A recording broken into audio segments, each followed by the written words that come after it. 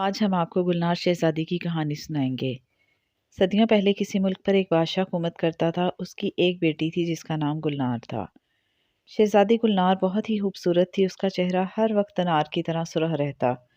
کیونکہ شہزادی کی ماں مر چکی تھی، ملکہ کے مرنے کے بعد بادشاہ نے دوسری شادی نہیں کی۔ وہ جانتا تھا کہ دوسری ملکہ آ گئی تو اس کی بیٹی کی زندگی اجیرن ہو جائے گی۔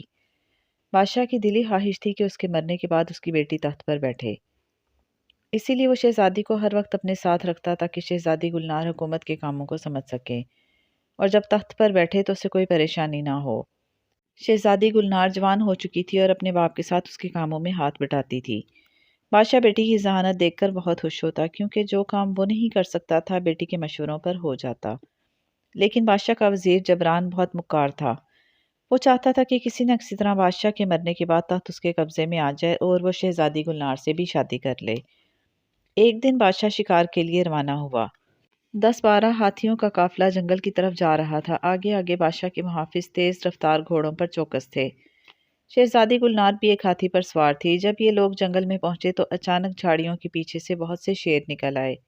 ان کے دھاڑنے سے ہاتھی بدک پڑے۔ یہ دیکھ کر محافظوں نے شیروں پر تیروں کی بارش کر دی اور دیکھتے ہی دیکھتے سب شیر مر گئے۔ جس ہاتھی پر شہزادی گلنار سوار تھی وہ ڈر کر ایک طرف بھاگ نکلا۔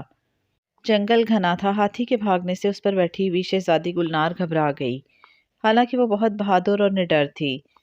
یہ موقع ہی ایسا تھا کہ اچھے گھبرا جاتے۔ اس سے پہلے کہ ہاتھی سے گر کر شہزادی گلنار کو کچھ ہو، ایک طرف سے ایک نوجوان سیاہ گھوڑے پر آیا اور تلوار لے کر ہاتھی پر جھپٹا اور تلوار کا ایک بھرپور وار ہاتھی کے پاؤں پر کیا۔ زخمی ہو کر ہاتھی رک گیا کیونکہ اس کا پاؤں اس قابل نہیں رہا تھا کہ وہ کھڑا رہ سکے۔ اس سے پہلے کہ ہاتھی زمین پر گرتا شہزادی گلنار نیچے کود گئی۔ نوجوان نے چہرے پر ماسک پہن رکھا تھا جس سے اس کی شکل نظر نہیں آتی تھی۔ اس نے شہزادی کو گھوڑے پر بٹھایا اور اس جگہ لا کر اتار دیا جہاں بادشاہ اپنے محافظوں کے ساتھ پریشان حال کھڑا تھا۔ شہزادی کو دیکھ کر بادشاہ بہت خوش ہوا اور وہ اس واقعے کے فوراً بعد اپنے شاہی محل جا پہنچا۔ اس نے اعلان کر دیا کہ جس نوجوان نے اس کی بیٹی کی جان بچائی ہے وہ شاہی دربار میں پیش ہو، کیونکہ بادشاہ اپنی بیٹی شہزادی گلنار کی شادی اسی بہادر نوجوان سے کرنا چاہتا تھا۔ اس شاہی اعلان کو سن کر وزیر بڑا پریشان ہوا۔ آخرکار اسے ایک ترکیب سوجھی۔ اس نے جگہ جگہ اپنے کئی جاسوس چھوڑ دیے تاکہ جہاں کہیں وہ نوجوان نظر آئے اسے فوراً گرفتار کر لیا جائے۔ وہ ایک غریب بڑھیا کا بیٹا تھا۔ اس کا باپ شاہی فوج میں سپاہی تھا اور کسی جنگ میں کام آ گیا تھا۔ اس نوجوان کا نام ناصر تھا جو کبھی کبھی اپنے باپ کی وردی اور زرہ پہن کر گھوڑے پر سوار ہوتا اور دور دور تک نکل جاتا۔ اس دن جب وہ جنگل سے گزر رہا تھا کہ اس نے شور سنا اور جب دیکھا کہ ایک ہاتھی شہزادی کو لیے بھاگا جا رہا ہے تو اس نے ہاتھی کو زخمی کر کے شہزادی گلنار کی جان بچائی۔ بادشاہ کا اعلان ناصر نے بھی سنا تو وہ بہت خوش ہوا کیونکہ شہزادی گلنار اسے بہت پسند آئی تھی۔ وہ باپ کی وردی اور چہرے پر ماسک پہن کر گھوڑے پر سوار ہو کر شاہی محل کی طرف چل دیا۔ ابھی وہ کچھ دور ہی گیا تھا کہ وزیر کے جاسوسوں کی نظر اس پر پڑ گئی۔ وہ تعداد میں بہت زیادہ تھے۔ انہوں نے اسے گھیر کر گرفتار کر لیا اور اسے لے جا کر ایک جگہ قید کر دیا۔ وزیر کو جب اس بات کی خبر ہوئی تو وہ بہت خوش ہوا۔ وہ ناصر کی وردی اور زرہ بختر پہن کر گھوڑے پر سوار ہوا اور شاہی محل میں بادشاہ کے پاس جا پہنچا۔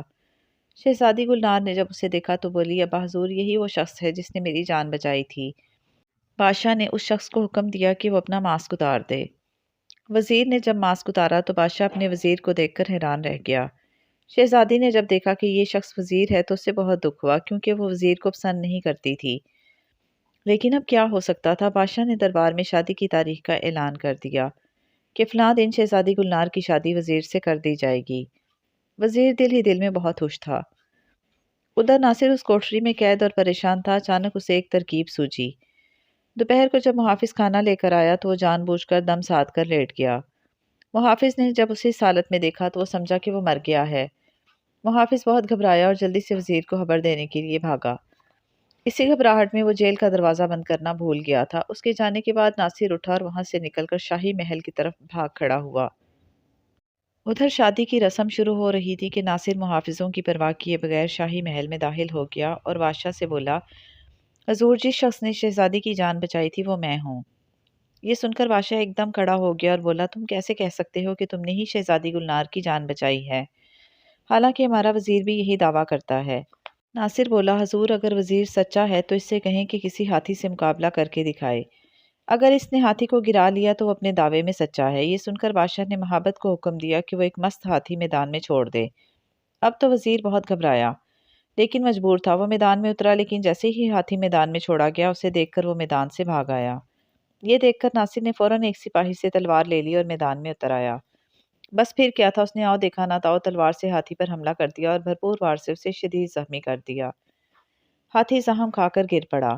اس کی چنگاڑ سے میدان کانپ رہا تھا۔ شہزادی گلنار بہادر نوجوان کو بڑے غور سے دیکھ رہی تھی۔ اس نے جنگل میں اسی نوجوان کو دیکھا تھا، جس انداز سے اس نے جنگل میں ہاتھی پر وار کیا تھا اسی طرح اس نے یہاں بھی ہاتھی کو زخمی کر کے گرایا تھا۔ بادشاہ یہ دیکھ کر سمجھ گیا کہ یہ نوجوان سچا ہے۔ اس نے وعدے کے مطابق شہزادی گلنار کی شادی ناصر سے کر دی اور وزیر کو جھوٹ بولنے اور دھوکہ دینے کی بنا پر وزارت سے الگ کر دیا گیا۔ بادشاہ نے تخت و تاج ناصر کے حوالے کر دیا اور وہ سب ہنسی خوشی زندگی بسر کرنے لگے۔ اور بچوں، یہ کہانی یہیں ختم ہوئی۔ آپ جلدی سے ہماری اس ویڈیو کو لائک اور شیئر کر دیں اور ہمارے چینل کو بھی سبسکرائب کر دیں۔ اللہ حافظ۔